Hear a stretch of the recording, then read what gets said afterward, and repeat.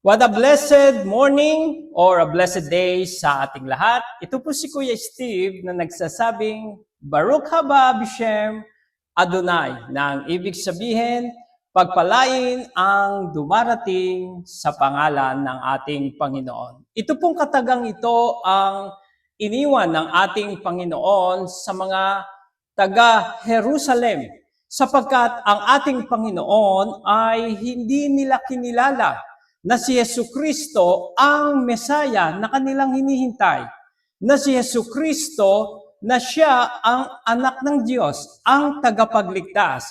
Kung kaya ang sigaw ng mga Hudyo ay ipako siya sa krus sapagkat kanyang ipinapantay ang sarili bilang Diyos at anak ng Diyos. Kaya naman, nang si Jesus ay nasa Jerusalem, ito po ang katagang kanyang sinabi ayon sa Mateo 23 o Matthew chapter 23 verse 37 up to 38. O Jerusalem, Jerusalem, how I long to gather you, but you are not willing. You will not see me again unless you say, Baruch haba Bishem Adonai, na ang ibig sabihin, Blessed is he who comes in the name of the Lord. Subalit, hindi po ito ang ating topic sa oras na ito. Ating pong pag-uusapan ang salitang Hallelujah.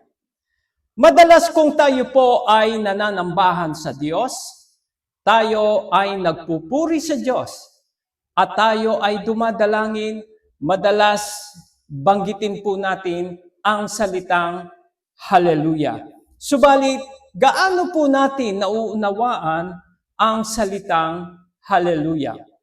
Upang ito ay ating maunawaan, kailangan alamin natin yung kanyang pinagkunan na salita o yung origin ng salitang Hallelujah upang mas maunawaan natin ang ibig sabihin po nito.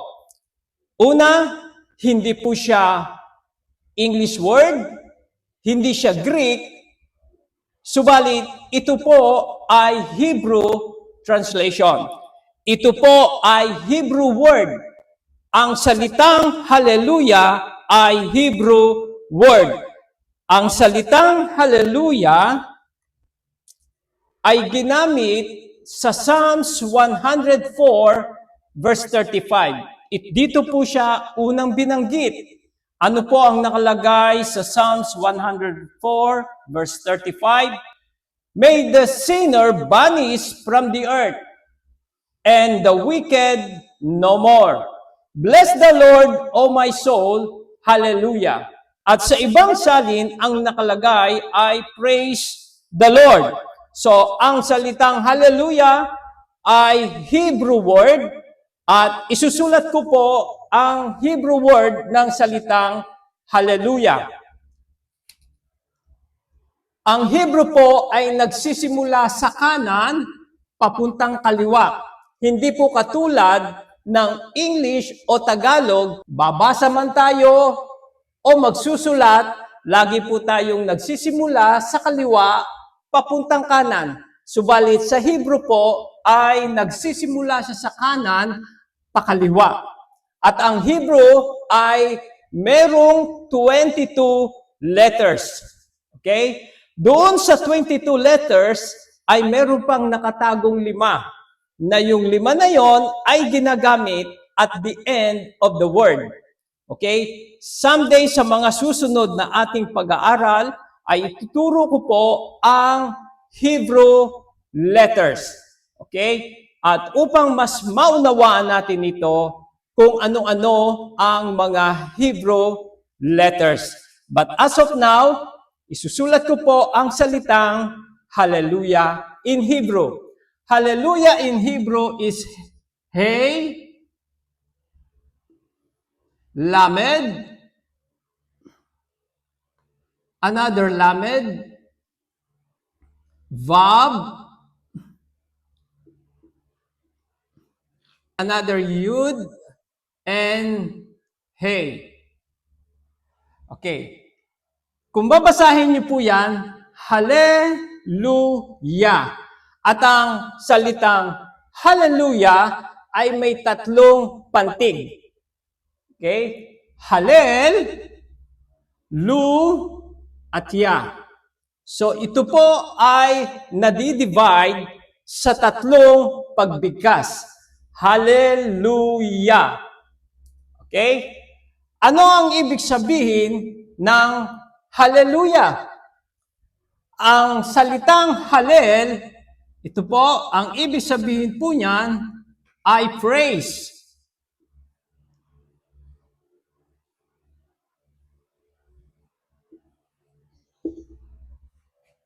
Ang salitang bab o wa, ang Hebrew po alphabet ay may tatlong dimension. Ano yon? The name of the letter, the pictographic meaning, and the gematria value. Uliulit ko, the Hebrew alphabet ay merong tatlong dimension. The name of the letter, the pictographic meaning, and the gematria value. Therefore, ito pong Vav, this is the sixth letter of the Hebrew alphabet. Aleph, Bet, Gimel, Dalet, Hey. Aleph, Bet, Gimel, Dalet, Hey, Vav.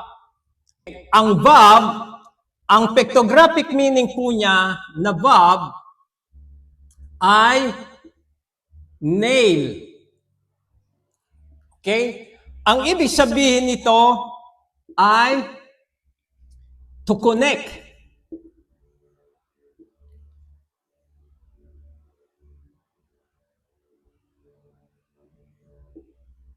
Okay. The pictographic meaning of the letter Vav ay nail. Okay? Na ang ibig sabihin ay to connect. Kung meron dalawang kahoy at gusto mong pagduktungin, gagamit ka ng pako. Okay? Ito po ang pictographic meaning ng salitang Vav or wa. Ang pictographic meaning ay nail means to connect. And this is the letter Yud, Hey.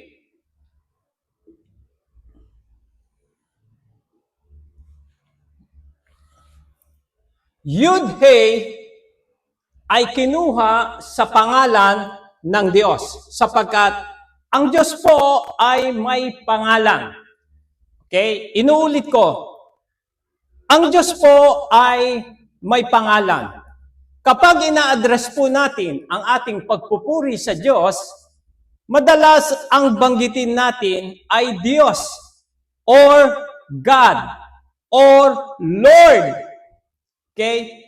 But the word Diyos sa Tagalog ay address. Ang ibig sabihin po nito, ina-address natin sa Diyos ang ating panalangin.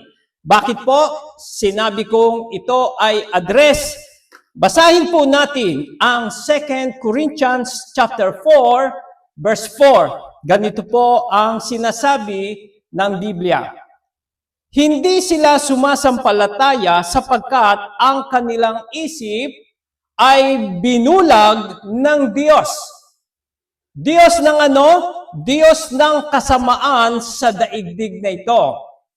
Okay? Upang hindi nila makita ang liwanag ng magandang balita tungkol sa kaluwalhatian ng mabuting balita tungkol kay Kristo Jesus na larawan ng Diyos.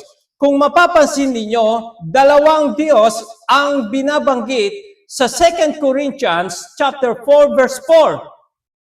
Lamang yung Diyos ng sanlibutan ay small letter D.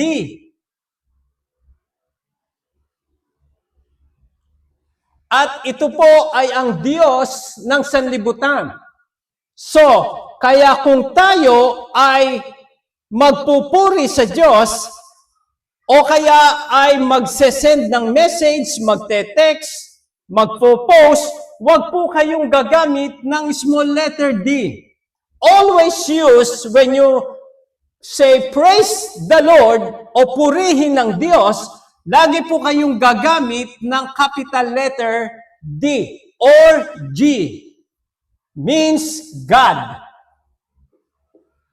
Wag po kayong gagamit ng small letter na G. Bakit po? Ang sabi again ng 2 Corinthians 4:4, yung Diyos na binabanggit dito ay Diyos ng sanlibutan. Okay? Kaya ang pangalan ng Diyos sa Hebrew translation, ang pangalan ng Diyos ay Yud, Hey, Vav, Hey. Okay? Yud, Hey, Vav, Hey. Yung Yud ay letter Y. Hey is letter H. Vav o Wa, W.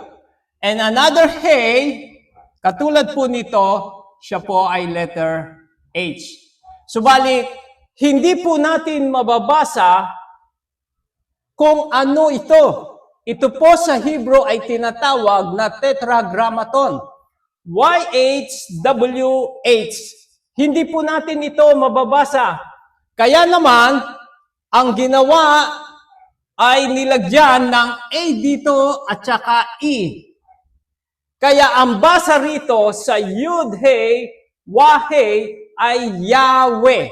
Kaya ang pangalan ng Diyos ay binanggit sa huling salita ng Hallelujah. Ito po, Yud, Hey.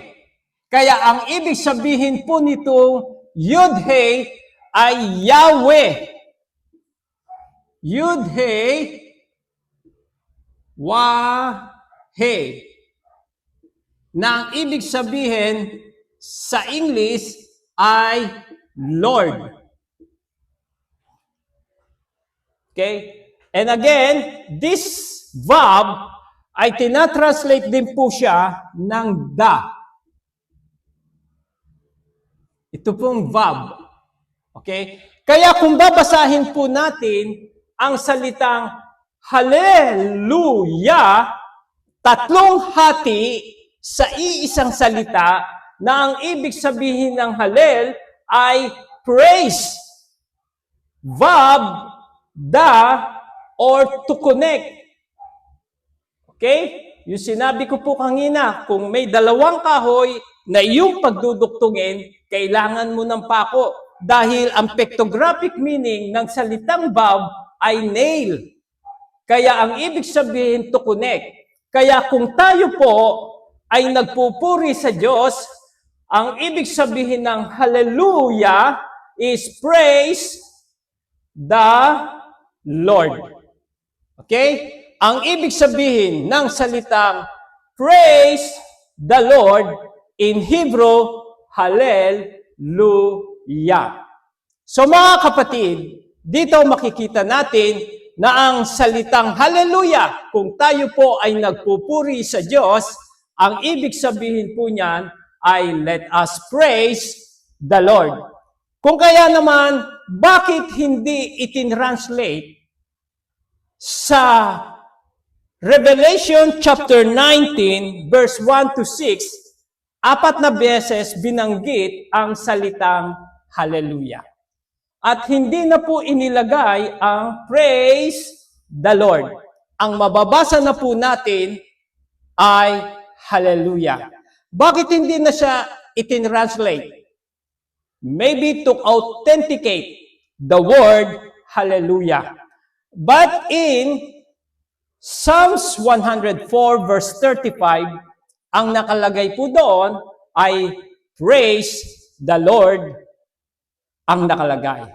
Sabi ng Psalms 104 verse 35, may the sinner vanish from the earth and the wicked no more. Bless the Lord, O my soul, let us praise the Lord.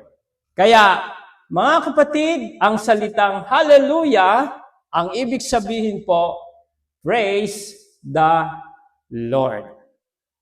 To God be all the glory. Ito po si Kuya Steve na nagsasabi sa inyo ng Baruch haba Bishem Adonai. Blessed is He who comes in the name of the Lord.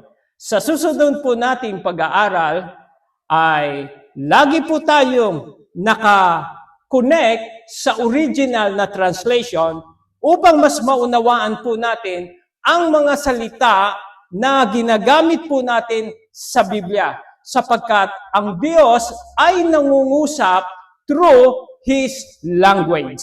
Kaya kapag ating pong inaaral ang kanyang salita sa original translation, nakukuha po natin ang meaning ng ating pinag-aaralan. Dito sa Hebrew translation, again, meron po siyang 22 letters at merong pang letter na 5 na nakatago doon sa 22.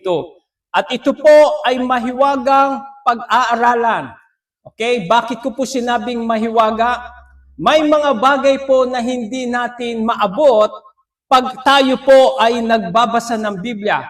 Subalit, kung gagamitan natin siya ng Hebrew alphabet o Aleph Bet, makikita natin ang meaning nito. Okay? Sinabi rin po ng Biblia, it is the glory of God to conceal a thing, but the honor of the king is to search out a matter. Kaya sa ating pong patuloy na pag-aaral, subaybayan niyo po ang Kuya Steve channel upang mas maunawaan natin ang ating binabasa sa banal na kasulatan. Once again, to God be all the glory. May God bless you. Amen.